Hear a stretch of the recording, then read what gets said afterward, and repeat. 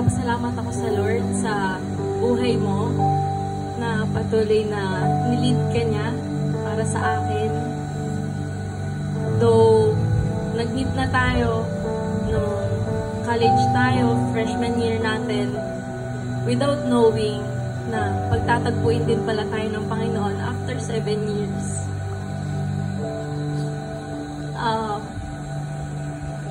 Salamat sa Lord talaga sa buhay mo. Wala ko ibang masasabi dahil yung pagkilos niya, yung kapangyarihan, yung power ng Lord. Kitang-kita ko kung paano kumilos sa buhay natin dalawa, individually and as partners. Naniniwala ako na divine connection, may divine purpose kung bakit din tayo pinag-meet ng Lord, bakit tayo. Maraming nakakilala sa atin, maraming nakakilala sa akin na talagang mapapaisip sila na, bakit si Jem? Sila ni Jem. Pero kahit ako din naman, mas surprise din ako bakit nagka-connect tayo. Sa mga di po nakakalam, kami po ay college, freshman year, classmates po, batchmates sa FU Manila. Without knowing po na pinag-meet lang pala kami ng Panginoon nung freshman year. And after several years, to be exact, after 7 years, pinagtagpo kami ni Jeff sa pinaka-imposible. Sa pinaka-imposibleng pagkakataon, yun pala, para lamang para gawin ang kalooban ng Panginoon. Daddy, siguro hindi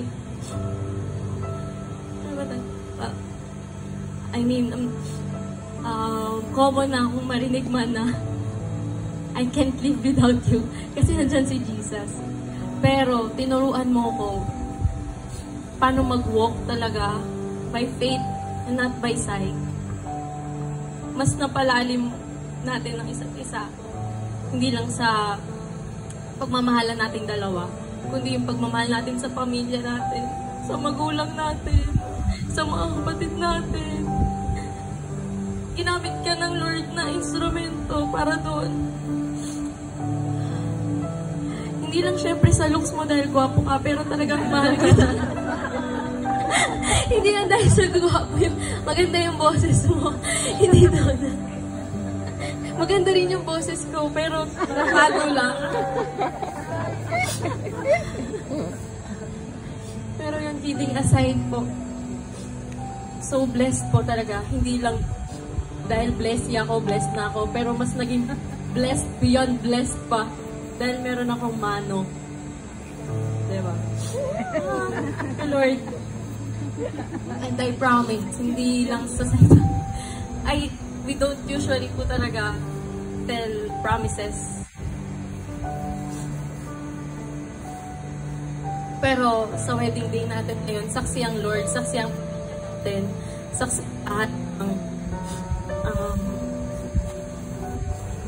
family, friends natin na mag-iisa tayo ngayon, hindi lang in joy, hindi lang din sa in richness, yung material na bagay, that alam mo yun, sa dami nating dinaanan, nagsimula lang tayo ng paangkas-angkas. Tapos nagkaroon tayong motor. Then nilevel up ni Lord, umuulan-ulan, umiinit, bigyan niya tayo ng project, first project together.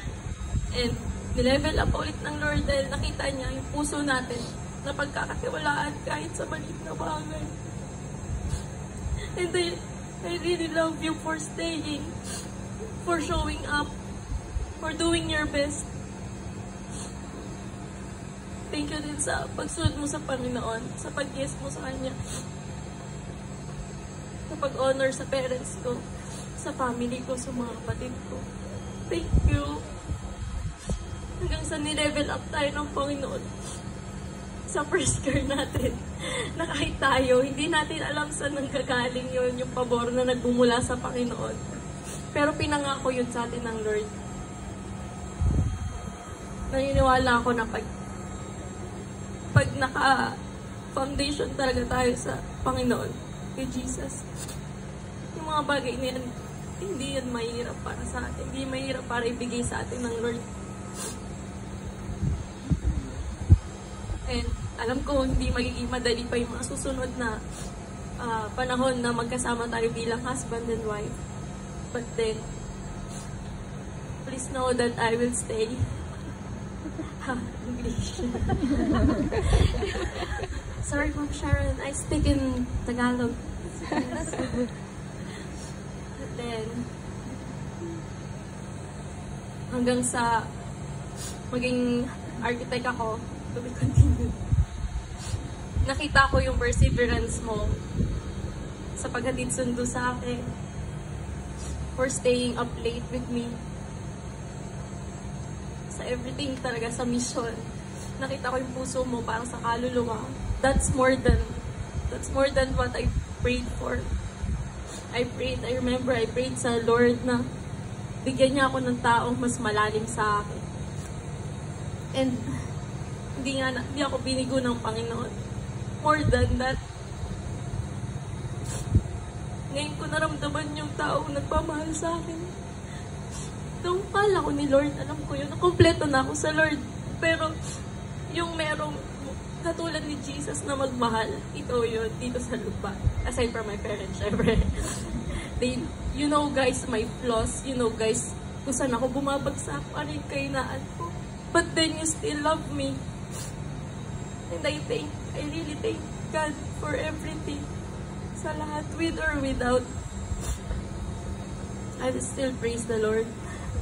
And ngayon, hindi lang ako mag-isa. Magiging dalawa na tayong maglilingkod sa Panginoon. And even bubuo ng pamilya. We even get our first house starting. And I really thank the Lord na ikaw yung kasama ko doon. Hindi ako sino man. Basta ikaw yung magluluto. Joke lang po. Mag-aaral po ko magluto. Marunong mo magsaing sa rice cooker. Hindi, joke lang po. Ayan po, too much emotion, too much drama. So, ayun, Daddy, Jemmy, Mano, Bautista Sanyet, I love you so much. Sobra pala.